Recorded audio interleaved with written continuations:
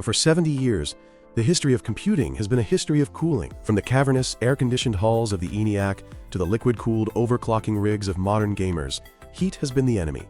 It is the chaotic waste product of computation, the entropy tax levied by thermodynamics on our desire to process information. We treat it as an exhaust fume, something to be wicked away, fanned out, and dissipated into the ether. We talk about the thermal wall, the point where chips generate more heat than can be effectively removed, which has been the primary barrier halting the exponential rise of clock speed since the mid-2000s.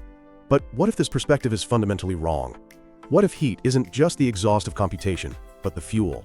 What if, instead of fighting the thermal chaos, we could harness it, discipline it, and make it calculate? This is the promise of thermal computing, or phononics. It is a paradigm shift that reimagines the fundamental carrier of information. Instead of electrons rushing through a channel, thermal computing uses phonons, the quanta of vibrational energy, to transmit, switch, and process data.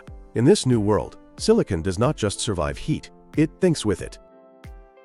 To understand how a rock can calculate using heat, we must first abandon our macroscopic intuition of temperature. To a human, heat is a sensation. To a physicist, heat is motion. But at the atomic scale, in a rigid crystal like silicon, heat is not random jiggling, it is a symphony of waves. When you heat one end of a silicon bar, atoms vibrate. Because they are bonded to their neighbors, these vibrations propagate through the lattice like a ripple through a pond. Quantum mechanics tells us that these vibrational waves are quantized. Just as light consists of particles called photons, sound and heat consist of particles called phonons. Phonons are the elemental units of heat. They carry energy, momentum, and crucially for our purposes, information.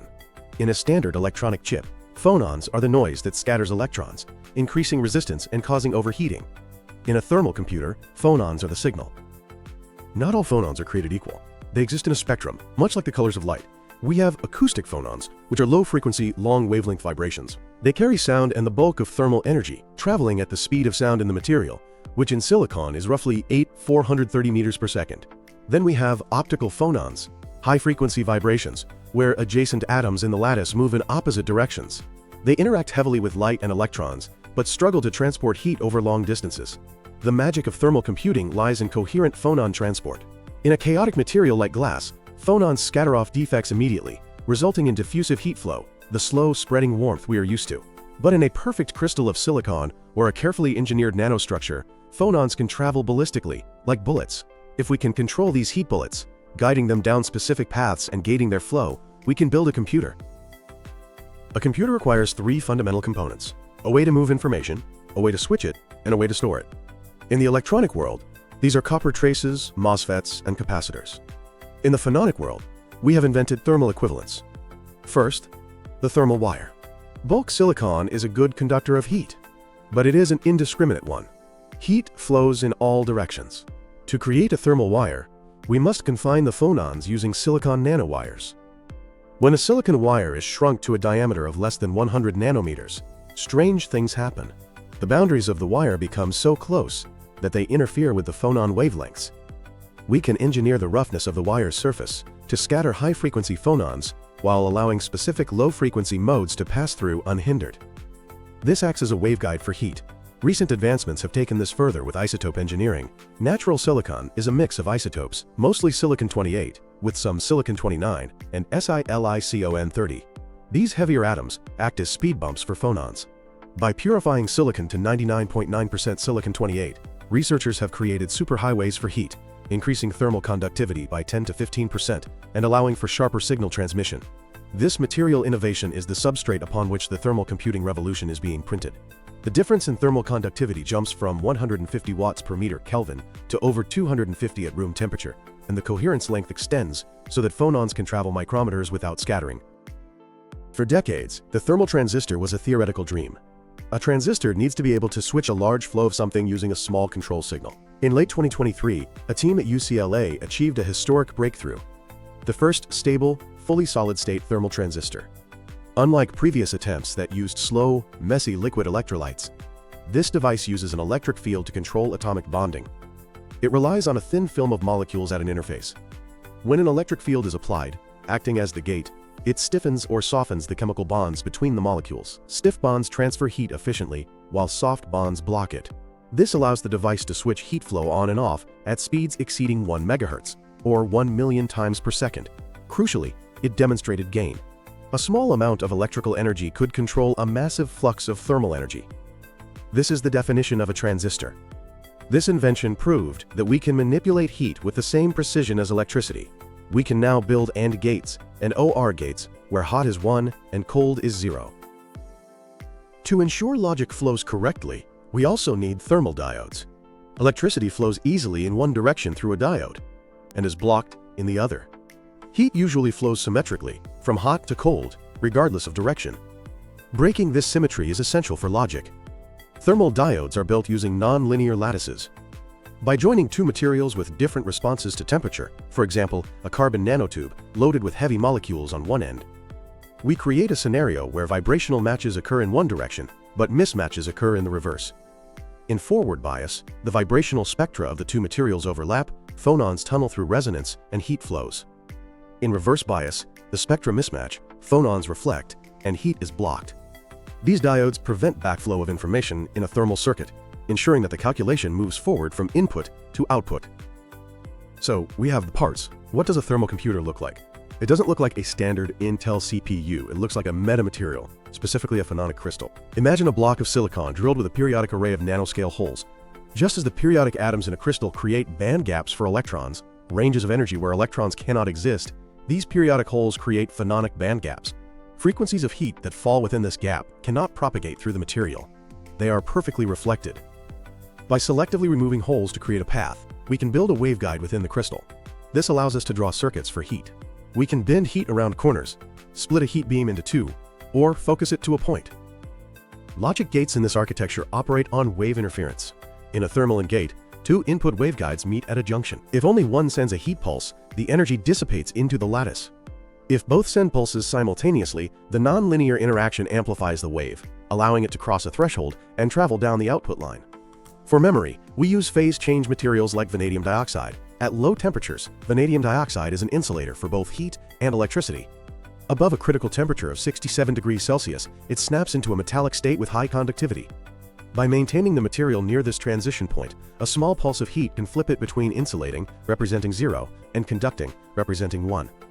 The state persists as long as the ambient bias is held, effectively storing a thermal bit. While we can build Boolean logic with heat, mimicking electronic computers is not necessarily the best use of phononics. Heat is inherently stochastic, or noisy. Why fight the noise? Thermodynamic computing is a subfield that embraces the chaos. Instead of forcing heat to be a precise digital bit, we use the natural tendency of systems to seek thermal equilibrium to solve complex problems. Many mathematical problems, such as optimization or matrix inversion, can be mapped onto physical systems. Imagine a landscape of peaks and valleys. Finding the lowest point is hard for a digital computer because it has to check every spot. A thermodynamic computer simply lets heat flow. The system naturally settles into the lowest energy state, the valley, on its own. The answer is the final state of the material. Leading up to 2026, researchers at MIT utilized inverse design to create thermal accelerators. They didn't manually place holes in silicon. They used AI to simulate billions of random patterns, looking for a structure that processed heat in a specific way. The result was a complex, organic-looking web of silicon. When heat was applied to the inputs, representing a vector of numbers, the temperature distribution at the outputs perfectly represented the result of a matrix multiplication. This passive device computes using waste heat. It draws no electrical power for the calculation itself. It simply scavenges the heat generated by a neighboring electronic CPU and performs useful math with it. But why do we need this? Electronic computers are faster. Electrons travel at nearly the speed of light. Phonons travel at the speed of sound. A thermal computer will never run high-performance video games at hundreds of frames per second. So why bother? The first answer is the harsh environment frontier. Electronics are fragile. On the surface of Venus, where temperatures reach 460 degrees Celsius, silicon electronics fry instantly. The band gap collapses, and the semiconductor becomes a conductor. Sensors in geothermal wells or nuclear reactors face similar fates. Thermal computers love heat. A phononic computer designed to operate at 500 degrees Celsius doesn't just survive, it thrives. The high ambient temperature provides the bias current. For a rover on Venus, a thermal computer is the only viable brain. It requires no cooling and no heavy shielding. The second use case is the zero-power coprocessor. Data centers currently consume 2 to 3% of the world's electricity, mostly for cooling. Imagine a hybrid chip. The electronic core does the heavy, fast logic. It generates heat.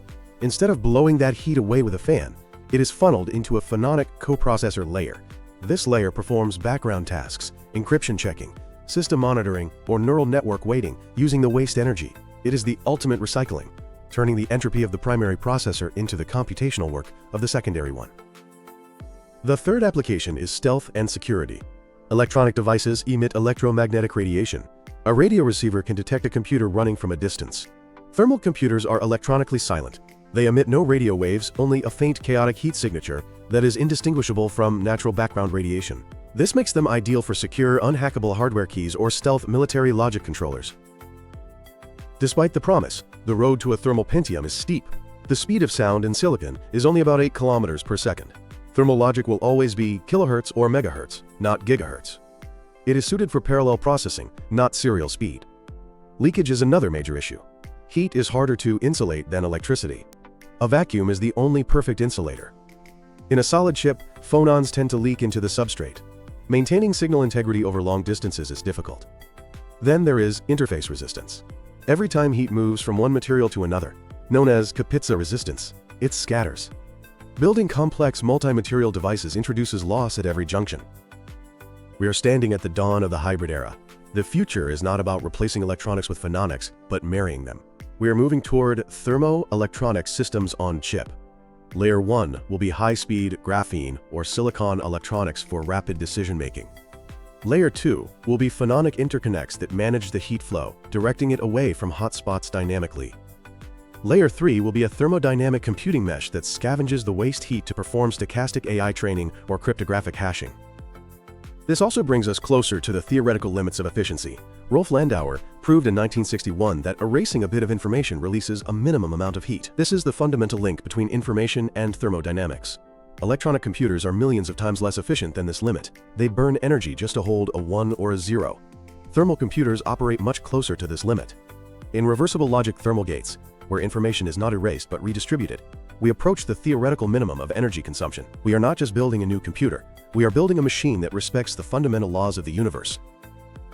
Thermal computing is more than a novelty. It is a necessity born of physical limits.